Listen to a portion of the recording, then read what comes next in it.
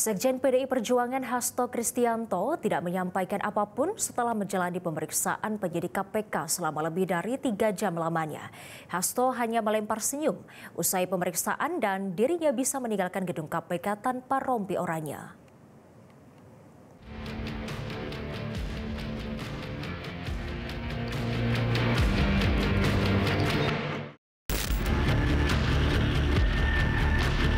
Gestur berbeda ditunjukkan oleh Sekjen PDI Perjuangan Hasto Kristianto usai diperiksa selama kurang dari 4 jam sebagai tersangka kasus suap pergantian antar waktu anggota DPR Harun Masiku dan dugaan perintangan penyidikan.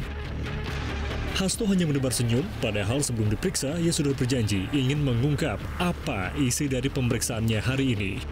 Bahwa kami hanya menyampaikan Pak Hasto pada hari ini diperiksa untuk 2 perkara, yaitu perkara suap dan yang kedua adalah perkara menghalang-halangi penyidikan. Sekali lagi, kami ingin sampaikan terima kasih yang sebesar-besarnya atas perhatian Bapak-bapak, Ibu, dan saudara-saudara, terutama dari pihak media. Selanjutnya, pemeriksaan-pemeriksaan yang akan dilakukan pada saat yang akan datang. Sejak menerima panggilan dari penyidik KPK untuk diperiksa sebagai tersangka, Hasto sebetulnya sudah bersiap diri untuk menghadapi apapun yang diputuskan oleh penyidik.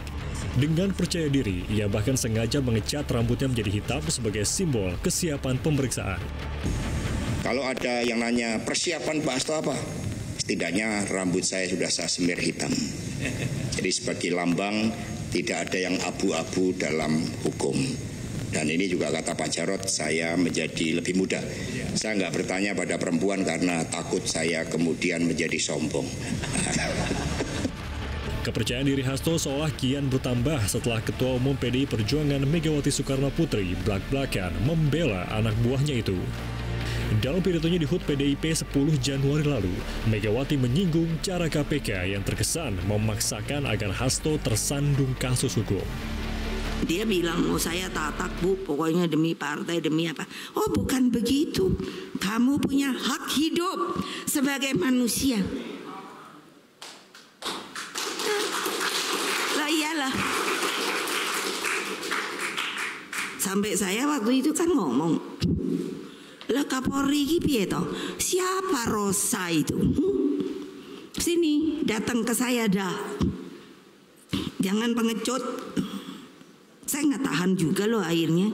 Masa sih yang lain nggak dibegitukan, hanya kita aja digebak-gebuk dengan cara sepertinya ini adalah sebuah yang sah. Di hari yang sama, Sekjen PDIP Hasto Kristianto mengajukan pra-peradilan di Pengadilan Negeri Jakarta Selatan. Hasto menggugat KPK dan meminta status tersangka suap Harun Masiku dan perintangan penyidikan dibatalkan. Dari Jakarta, Tim Liputan Metro TV.